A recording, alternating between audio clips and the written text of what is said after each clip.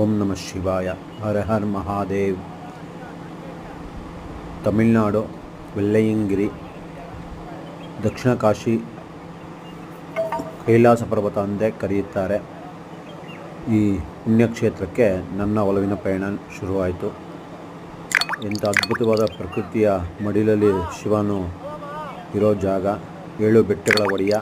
7 ಬೆಟ್ಟಗಳನ್ನು ಹತ್ತಿ ಭಗವಂತನ ದರ್ಶನ ಮಾಡೋದು, ಅದು ಬರೀ ಕಾಲಿನ ನಡಿಗೆಯಲ್ಲಿ ಅತ್ಯದ್ಭುತವಾದದ್ದು. ಈ ಪ್ರಕೃತಿ ಮಡಿಲು, ಆ ಮೋಡ, ಆ ಮಂಜು, ಆ ಅದ್ಭುತವಾದ ಒಂದು ಪಯಣ ಎಲ್ಲ ಒಂದು ಮನುಷ್ಯನ ಪಾಪಕರ್ಮಗಳನ್ನು ಕಳೆಯೋದಕ್ಕೆ ನಮ್ಮ ಭಾರತೀಯ ಸಂಸ್ಕೃತಿಯಲ್ಲಿ ಏನಂದರೆ ಇಡೀ ಈ ಭಾರತವನ್ನೇ ಸುತ್ತೋದು ತುಂಬ ವಿಶೇಷ. ಅದರಲ್ಲೂ ಬೆಟ್ಟಗುಡ್ಡಗಳಲ್ಲಿ, ಪರ್ವತ ಶ್ರೇಣಿಗಳಲ್ಲಿ ಭಗವಂತನ ನೋಡೋದು, ಅಲ್ಲಿ ದರ್ಶನ ಪಡೋದು ಇದೆಯಲ್ಲ, ಒಂದು ಆತ್ಮತೃಪ್ತಿಯ ಕೆಲಸ.